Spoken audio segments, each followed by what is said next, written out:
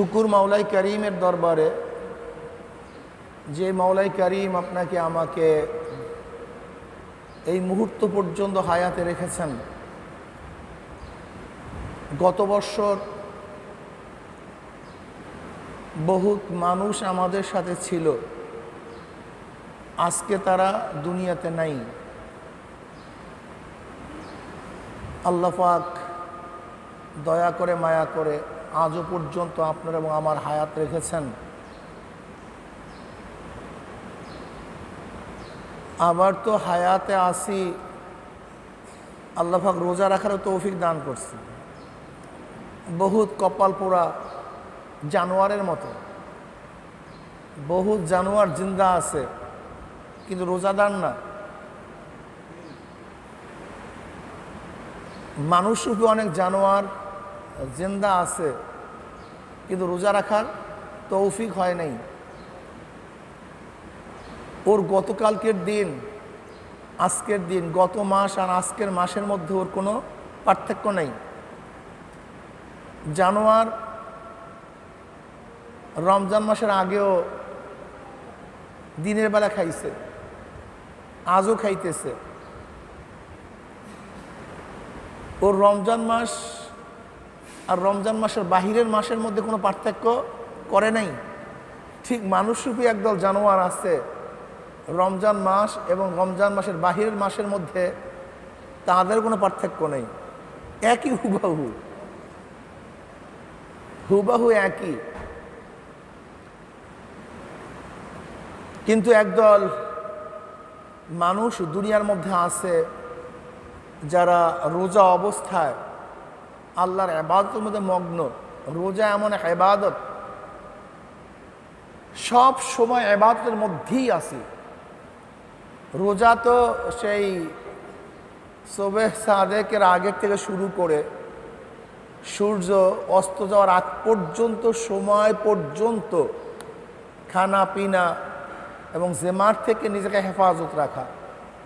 তার মানে এই নয় যে আমি 1 ঘন্টা রোজাদার, আধা ঘন্টা রোজাদার না, 2 ঘন্টা রোজাদার, মাঝখানে রোজাদার ছিলাম না। ব্যাপারটা কিন্তু এরকম না।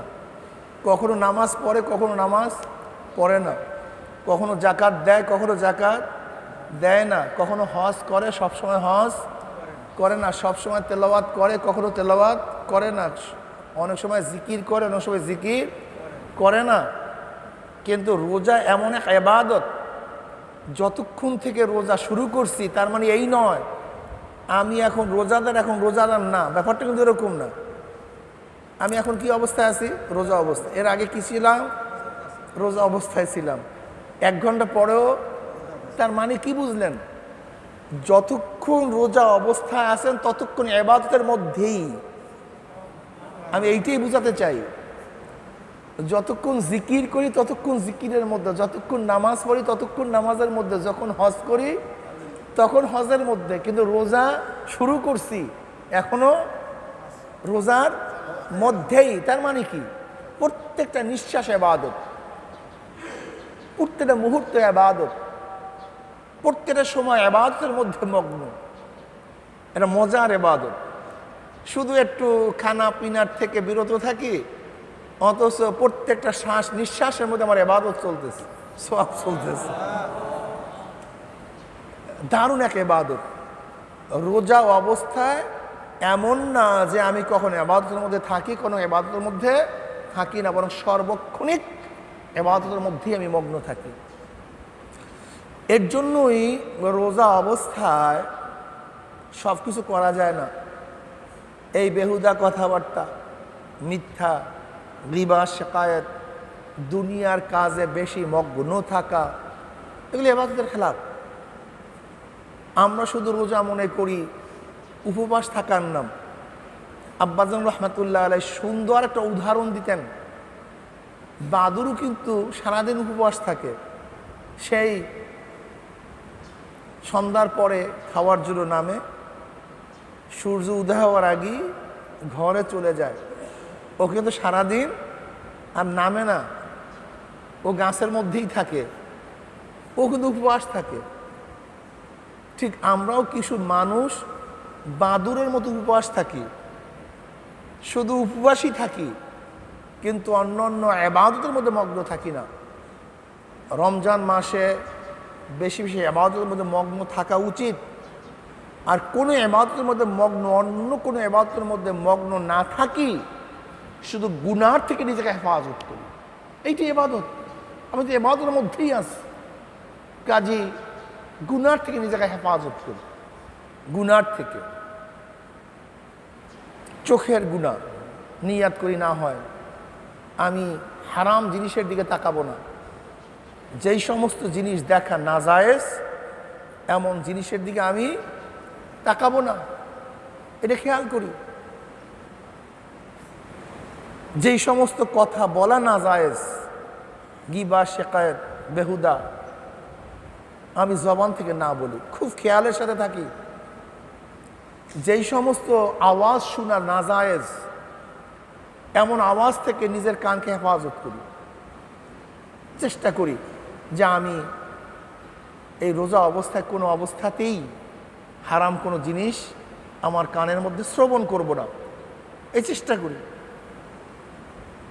আমি হাতকে সংযম করি, জুলুম না করি, ঘুষ গ্রহণ না করি, সুদ গ্রহণ না করি, অত্যাচার না করি, হারাম কোনো বস্তু মদ স্পর্শ না করি, হারাম কোনো যার উপরে হাত লাগানো জায়েজ নাই এমন জিনিসের উপর হাত না লাগাই, এটি হলো হাতের রোজা। চোখের রোজা, চোখকে হারাম থেকে বিরত রাখা। কানের রোজা, কানকে হারাম জিনিস শোনার থেকে বিরত রাখা।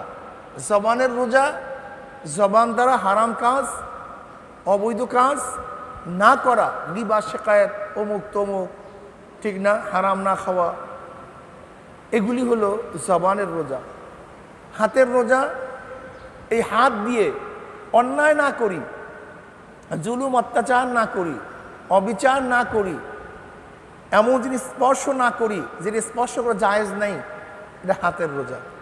অন্তরের রোজা, অন্তর দিয়ে হারামের চিন্তা না করি, খারাপ চিন্তা না করি, যে চিন্তাগুলি নাজায়েজ, অবৈধ, এরকম চিন্তার থেকে অন্তরকে হেফাজত করি, বরং তার পরিবর্তে ফিকিরের মধ্যে, আল্লাহর ধ্যানের মধ্যে, আল্লাহর খেয়ালের মধ্যে, মুশাহাদার মধ্যে নিজের অন্তরকে লাগাই দিই। এটা হলো অন্তরের রোজা। আল্লামা শিবলি রহমতুল্লাহ আলাইহি একদিন এক জায়গা থেকে যাইতেছেন, দেখে একদল যুবক একটা মানুষকে ঢিলা মারতেছে। আল্লামা শিবলি রহমতুল্লাহ বলে, কি করতেছো তোমরা? এই ব্যক্তিকে আঘাত করতেছো কেন? ঘটনা কি? কি হয়েছে? বলে, এই ব্যক্তি আল্লাহকে দেখার দাবি করছে, এনাকে আল্লাহকে দেখছে, এর জন্য তার গায়ে আমরা ঢিলা মারতেছি।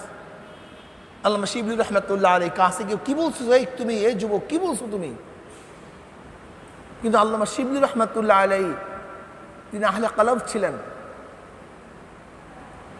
তিনি চেহারা দেখে তো চিন্তা করছে, এ তো আল্লাহওয়ালা, চেহারার মধ্যে নূর ঝলকাইতেছে, এ তো এই ব্যক্তি কথা বলতে পারে না, ঘটনা কি? গিয়ে বলছে, যুবক, কি বলছো তুমি? তখন ওই যুবক উত্তর দেয়, খেয়ালুকা ফি আইনি, যিকরুকা ফি লিসানি, ওয়া মাসওয়াকা ফি কলবি ফাইনা তাগিবু।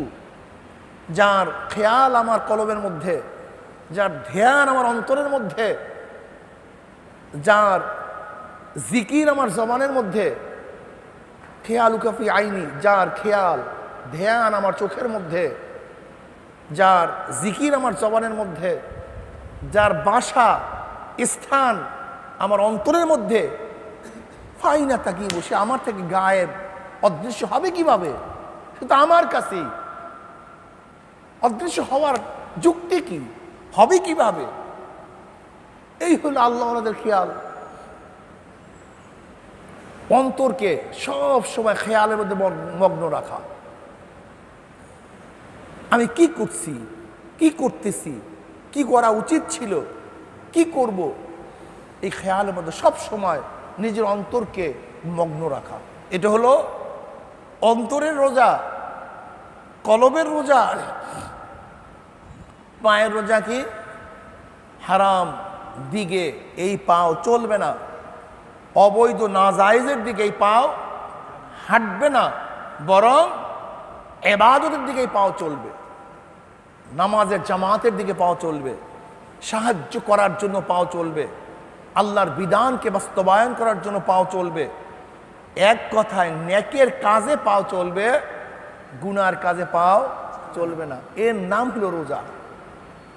আমরা শুধু উপবাস করি কিন্তু সমস্ত গুনার মধ্যে লিপ্ত থাকি, মগ্ন থাকি, এর নাম রোজা না। আল্লাহ পাক রব্বুল আলামিন রোজা ফরজ করেছেন, কুতিবা আলাইকুমুস সিয়ামু কামা কুতিবা আলাল্লাযীনা মিন ক্বাবলিকুম লাআল্লাকুম তাত্তাকুন, যেন আমরা মুত্তাকি হতে পারি, তাকওয়া অর্জন করতে পারি। তাকওয়া সবচেয়ে দামি। এই তাকওয়ার কারণেই মানুষ দামি হয়। এই তাকওয়া না থাকার কারণেই মানুষ ধ্বংস হয়ে যায়। কি হয়ে যায়? ধ্বংস হয়ে যায়। আলেম হইলি সে মুত্তাকি, ব্যাপারটা এরকম না, বরং বহুত জান্নেওয়ালা, এলেমের অভাব নেই কিন্তু দেখা যায় তার মধ্যে তাকওয়া নেই। আবার সাধারণ মানুষ, তত বেশি এলেম নেই কিন্তু আল্লাহর ভয় তার অন্তরের মধ্যে এত বেশি জাগ্রত, একটা গুনার কাজের কাছেও সে যায় না। প্রিয় ভাইয়ারা আমার, খুব ভালো মতো মনে রাখতে হবে, বর্তমান জমানায় আমরা বিভ্রান্ত হয়ে যাই, আমাদের প্রতি বিভ্রান্তি চলে আসছে। আমরা মনে করি যে বক্তব্য বহুত বড় আলেম, সেই কাজ করে কিভাবে, অমুক ব্যক্তি এত বড় আলেম মুহাদ্দিস, সেই কাজ করে কিভাবে। মনে রাখতে হবে, সে যত বড় আলেম হোক, মুহাদ্দিস হোক, পীর হোক, সে মানুষ, ভুল করতেই পারে, ভুল করতেই পারে, অন্যায় করতেই পারে, তা আশ্চর্য হওয়ার কিছু নাই। বর্তমান জমানায় আমরা ইসলামকে খেল তামাশার বস্তু বানায় দিস, ইসলাম নিয়ে তাচ্ছিল্য করি, ইসলাম মানতে চাই না, ইসলাম বুঝতে চাই না। একদল মানুষ ইসলামকে ধ্বংস করতে চাই। ইসলামের দুশ্মনেরা, ইসলামের শত্রুরা ইসলামকে ধ্বংস করার চক্রান্ত করতেছে। বর্তমান জমানায় আমাদের ঈমান এত দুর্বল যা চিন্তাও করা যায় না। ঈমানের এত দুর্বলতা আমাদের মধ্যে চলে আসছে। আল্লাহ পাক আমাদের সবাইকে হেফাজত করেন। মুসলমান মুমিন খুব সতর্ক থাকেন। ইসলামের দুশ্মনেরা আগেও বসা ছিল না, এখনো বসা নাই, ভবিষ্যতে বসা থাকবে না। কিন্তু মুসলমানদেরকে সচেতন থাকতে হবে, মুসলমানকে সচেতন থাকতে হবে। আল্লাহ পাক আমাদের সবাইকে হেফাজত করেন। দেখেন তাকওয়া কি জিনিস। আর তাকওয়া মিলাকুল হাসানাত। তাকওয়া হলো সমস্ত নেকের মূল, সমস্ত নেকের মূল হলো তাকওয়া। তাকওয়া কি জিনিস? আত-তাজান্নুবু আম্মা ইয়াদুররুহু ফিল আখিরাহ। আত-তাজান্নুবু আম্মা ইয়াদুররুহু ফিল আখিরাহ, আখিরাতে ক্ষতি হয়। আত-তাজান্নুবু আম্মা ইয়াদুররুহু ফিল আখিরাহ। তাকওয়া কি জিনিস? আখিরাতে ক্ষতি হয় এমন জিনিস থেকে নিজেকে হেফাজত করা, বাঁচাইয়া রাখা, তার নাম তাকওয়া। হাজারো চরমনায় মুজাহিদ, গরিব, জানে না কিছু, কিন্তু ইবাদত করার জন্য যে মাসালার প্রয়োজন তা শুধু জানে, লেকিন জীবন যেতে পারে, তারা গুনার কাজের কাছেও যায় না। এরকম হাজারো আছে। কিন্তু আবার দেখবেন বহুল বড় পীর মুহাদ্দিস, গুনার মধ্যে লিপ্ত থাকতেই পারে মানুষ। কিন্তু আপনি আশ্চর্য হচ্ছেন কেন? আশ্চর্য হওয়ার কি আছে? বালাম ইবনে বাউরা, বালাম ইবনে বাউরা বনী ইসরাইলের বহুত বড় আবেদ ছিল, মুস্তাজাব দাওয়া ছিল। যেই দোয়া করতো সেই দোয়াই কবুল হয়ে যেত। লেকিন স্ত্রীর প্রেমে পড়ছে, স্ত্রীর মোহাব্বত ভুলতে পারে নাই, স্ত্রীকে ঘুষ খাওয়াইছে শয়তানেরা, কাফেররা। যেহেতু বালাম এবং বাবুরা যেই দোয়া করে সেই দোয়াই কি হয়ে যায়? কবুল হয়ে যায়। কাজে মুসলমানদের বিরুদ্ধে যেন একটু দোয়া করে। ব্যাস, বালাম এবং বাবুরা যখন মুসলমানদের বিরুদ্ধে হাত তুলছে, আল্লাহ পাক বলছেন আমি তোকে এই পর্যায়ে পৌঁছাইছি মুসলমানদের বিরুদ্ধে বরদোয়া করার জন্য নয়, তাদেরকে ধ্বংস করার দোয়া করার জন্য নয়, তাদের পক্ষে দোয়া করার জন্য। আল্লাহ পাক রব্বুল আলামিন তো দোয়া কবুল করেনি নাই, বরং তার চেহারাকে কুকুরের মতো করিয়া দিচ্ছে, গুমরাহ হয়ে গেছে। হতে পারে বর্তমান জমানায় আমাদের অবস্থা কি দাঁড়াইছে আমরা চিন্তাও করতে পারি না।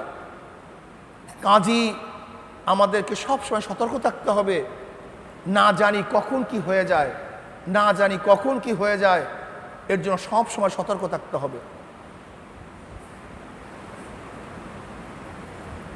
আব্দুল কাদের জিলি রহমতুল্লাহ আলাই, আব্দুল কাদের জিলি রহমতুল্লাহ আলাই তিনি কি বলেন, মৃত্যুর পরে মাপ পাওয়ার আগ পর্যন্ত নিজেকে নিজে একটা শুয়ারের চেয়ে ভালো মনে করা যাবে না। মানুষ তো গুমরা হতেই পারে, নষ্ট হতেই পারে। এজন্য আব্দুল কাদের জিল রহমতুল্লাহ আলাই বলেন মৃত্যুর পরে মাপ পাওয়ার আগ পর্যন্ত নিজেকে নিজে একটা শুয়ারের চেয়ে ভালো মনে করা যাবে না। যে কোনো টাইমে যে কোনো সময় মানুষ হোঁচট খেতে পারে, নষ্ট হতে পারে, যে কোনো মুহূর্তে। এর জন্য আমাদের সব সময় সতর্ক থাকা উচিত, সব সময় খেয়াল রাখা উচিত, ভুলের মধ্যে পড়ার সাথে সাথে তওবা করা উচিত, আল্লাহর কাছে কান্নাকারি করা উচিত। যদি নিজেকে নিজে বড় মনে করি আমি আলেম হয়ে গেছি, আমি মুহাদ্দিস হয়ে গেছি, আমি পীর হয়ে গেছি, আমি মুফতি হয়ে গেছি, আমি আর গোমরা হব না, এটা গোমরা হবি লাজেম, এটা গোমরা হবি। এর জন্য নিজেকে সব সময় সতর্ক অবস্থায় রাখা চাই। বর্তমান জমানায় দেখা যায় মামুনুল হককে নিয়ে আমাদের মধ্যে আলোচনা পর্যালোচনা। কি আলোচনা পর্যালোচনা? আমরা দুই পার্ট হয়ে গেছি। এক পার্ট মনে করি মামুনুল হকের বারাত, তার পবিত্রতা সাবেত করলি, প্রমাণ করলি ইসলাম পবিত্র হয়ে যাবে, ইসলাম বেঁচে যাবে। আর একদল মনে করি যদি মামুনুল হককে কুলুষিত করতে পারি তাহলে ইসলাম ধ্বংস হয়ে যাবে। এই দুই দর্শনই ভুল, দুই দর্শনই ভুল, উভয় দর্শনই ভুল। ফয়জুল করিমের সাথে ইসলামের থাকা এবং না থাকা সংযুক্ত না, আব্দুর রহিমের সাথে ইসলামের থাকা এবং না থাকা সংযুক্ত না, কোনো ব্যক্তির সাথে ইসলাম থাকা এবং না থাকার কোনো সংযুক্ততা নাই। ইসলাম ইসলামের জায়গায় আছে। আমি পালন করব ইসলাম, আমি মুসলমান। আমি ইসলাম পালন করব না, আমি বেঈমান, আমি ফাসেক, আমি জালেম, আমি কাফের, আমি মুশরিক হতে পারি। ইসলাম ইসলামের জায়গায়। বর্তমান জমানায় এই সমস্ত চিন্তা ভাবনা আসছে কেন? কিসের কারণে আসছে? যাদের ইসলামের গভীর জ্ঞান নাই তাদের মধ্য থেকে এই সমস্ত খেয়াল এবং ধ্যান আসছে। আমরা কি এই খেয়াল করি না? এই মাত্র ইমাম সাহেব নামাজ পড়াইতেছিল, আমি তার ইক্তেদা করতেছিলাম, হঠাৎ করে তার উজু ছুটে গেছে। আমি এখন কি করি? ইক্তেদা করি? কেন করি না? এক সেকেন্ড আগে তার ইক্তেদা করতেছিলাম, এখন করি না কেন? উজু নাই। এই মাত্র গাড়ি চলতেছিল, এখন গাড়ি চলে না কেন? পাম্প নাই।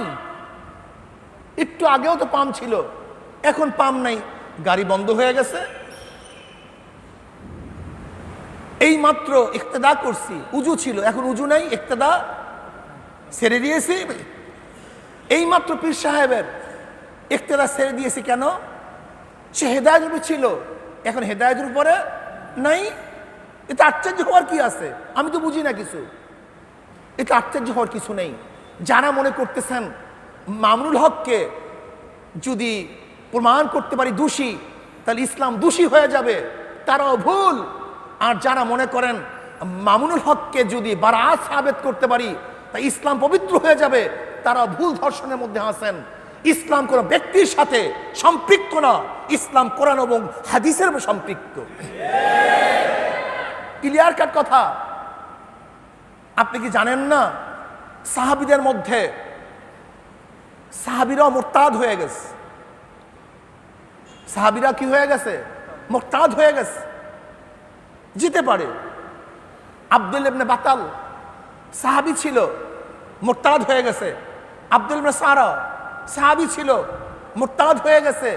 শুধু কি তাই, ওবায়দুল ইবনে জাহাশ হযরত আম্মাজান উম্মে হাবিবা রাদিয়াল্লাহু তাআলা আনহার স্বামী ছিল, একই সাথে হিজরাত করছিল, একই সাথে হিজরাত করছিল হাফসায়। জাহাশ আম্মাজান উম্মে হাবিবা রাদিয়াল্লাহু তাআলা আনহার স্বামী মুসলমান হয়ে মক্কার থেকে হাফসা হিজরাত করছে, কত কষ্ট করছে, লেকিন মুরতাদ হয়ে গেছে। কি হয়ে গেছে? মুরতাদ হয়ে গেছে, ইসলাম ছেড়ে দিয়েছে এক খ্রিস্টান মহিলার প্রেমে পড়ে। উবাইদুল্লাহ ইবনে জাহাশ।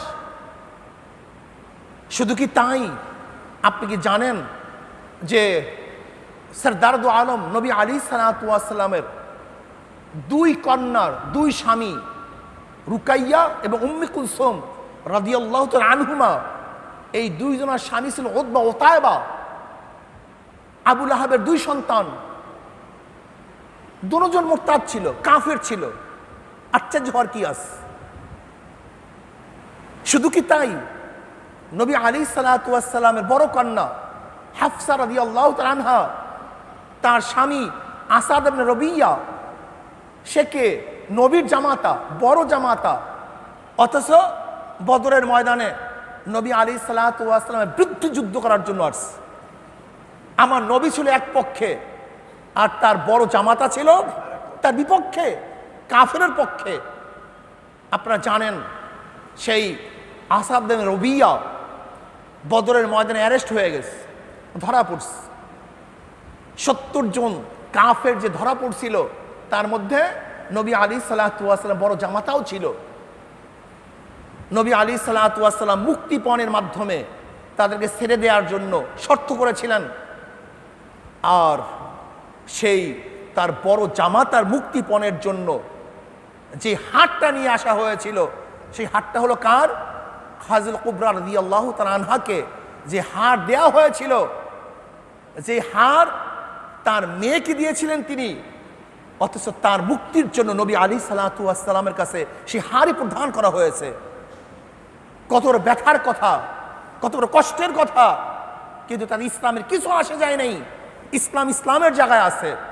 মনে রাখতে হবে, যদি কেউ মনে করেন অমুক ব্যক্তিকে, চরমনাই পিশাবকে দোষী করতে পারলি ইসলাম দোষী হয়ে যাবে, তারাও ভুল করতেছেন। আর কেউ যদি মনে করেন চরমনাই পিশাবকে বারাত পবিত্র ঘোষণা করলি ইসলাম পবিত্র হয়ে যাবে, তারাও ভুল করতেছেন। চরমনাই পীর সাহেব একজন মানুষ, মুহাদ্দিস সাহেব একজন মানুষ, মুফতি সাহেব একজন মানুষ, আদিব সাহেব একজন মানুষ, জ্ঞানী ব্যক্তি একজন মানুষ। যে কোনো টাইমে পদচ্যুত হতে পারে, সে পাচার খেতে পারে, পিচ্ছিল পথ, এই পথ খুব মারাত্মক। এর জন্য আব্দুল কাদের জিলানী রাহমাতুল্লাহ আলাইহি বলেন, মৃত্যুর পরে মাপ পাওয়ার আগ পর্যন্ত নিজেকে নিজে শুয়ারের চেয়ে ভালো মনে করা যাবে না। সবসময় সতর্ক হওয়া চাই, সবসময় সতর্ক হওয়া চাই। আজকে ইসলামকে ধ্বংস করার জন্য যারা চক্রান্ত করতেছেন, আল্লাহর কসম করে বলতেছি, ইসলামকে নিয়ে ষড়যন্ত্র করবেন, ইসলামকে ধ্বংস করতে পারবেন না, বরং যারা ইসলামকে নিয়ে ষড়যন্ত্র করবেন তারাই ধ্বংস হয়ে যাবেন। হয়েছে, হবে, কোনো সন্দেহ নেই। আজকে এক কিচ্ছা, এক কাহিনী, শুধু তাই, বাস এইটাই চলতেছে। মামুনুল হক জিকির উঠায় দিছে। মনে রাখতে হবে, মামুনুল হক কিছু না, ফয়জুল করিম কিছু না, আব্দুর রহিম কিছু না, আব্দুল সাত্তার কিছু না। কোরআন ও হাদিস অনুযায়ী আমরা চলছি, চলবো, চলতে থাকবো ইনশাআল্লাহ। হ্যাঁ, ওই ব্যক্তির ইক্তেদা, অত্তাবে সাবিলা মান আনাবা ইলাইয়া, ইমাম সাহেবের ইক্তেদা যতক্ষণ করব, যতক্ষণ সে হকের উপরে আছে। যখন ইমাম সাহেব হকের উপরে নাই, আমরা ইক্তেদা ছাড়িয়ে দেব। আমাদের অনুসরণ ওই পর্যন্ত করবেন যতক্ষণ পর্যন্ত হকের উপরে আসি। আমরা হকের উপরে নাই, আপনাদের অনুসরণ ছেড়ে দেওয়া ওয়াজিব হয়ে যাবে। লা তুআতা লিমাখলুকিন ফি মাসিয়াতিল খালিক। গুনার উপরে মুমিন কারোর অনুসরণ করতে পারে না, অনুকরণ করতে পারে না। যতক্ষণ পর্যন্ত ব্যক্তি হকের উপরে থাকবে ততক্ষণ পর্যন্ত অনুসরণ করব। বলতে পারেন হুজুর একটু আগে আপনাকে এত সম্মান করছি, শ্রদ্ধা করছি, এখন করব না কেন? হ্যাঁ, যতক্ষণ আমার হাতে পেয়ালা ছিল, দুধের পেয়ালা, ততক্ষণ পান করার জন্য আসছেন। এখন দুধের পেয়ালা নাই, কেন আসবেন? নাই তো দুধের পেয়ালা। আগে আসছেন কেন? ছিল। আগে ইক্তেদা করছিলেন কেন? হকের উপরে ছিলাম। এখন ইক্তেদা করবেন না কেন? হকের উপরে নেই। এটা আশ্চর্য হওয়ার কিছু নেই। আমি এখন কথা বলছি কেন? আমার মধ্যে রুহু আছে, ফট করে মরে গেছি, এখন কথা বলতে পারতেছি না কেন? রুহু নেই। ক্লিয়ার কাট কথা। এটা আশ্চর্য হওয়ার কিছু নেই। কাজী কেউ এই কথা ভাববেন না অমুক ব্যক্তিকে কলুষিত করতে পারলি ইসলাম কলুষিত হয়ে যাবে না। ইসলাম স্বচ্ছ, সুন্দর। ইসলামের দুশ্মনরা ইসলামকে ধ্বংস করার চক্রান্ত করতেছে। মামুনুল হক কিছু না, আসলে উদ্দেশ্য ইসলামকে ধ্বংস করা। আমাদের সতর্ক থাকতে হবে যে ইসলামের দুশ্মনদেরকে চিহ্নিত করতে হবে, যাদের কলবের মধ্যে ফি কুলুবিহিম মারাদুন ফাযাদাহুমুল্লাহু মারাদা।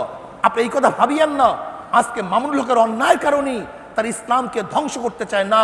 তাদের মধ্যে ইসলামের বিদ্বেষ ছিল, মামুনুল হকের কারণে তাদের সেই বিদ্বেষ জাগ্রত হয়েছে, এছাড়া অন্য কিছু না। কাজে আল্লাহ পাক রব্বুল আলামিন আমাকে এবং আমাদের সবাইকে ঈমানকে মজবুত করে সামনে চলার তৌফিক আল্লাহ পাক আমাকেও দান করুন, আমাদের সবাইকে দান করুন। আল্লাহ পাক এই রমজান মাসে ঈমানকে মজবুত করে দেন। আমা আলাইনা ইল্লাল বালাগ। 4 রাকাত।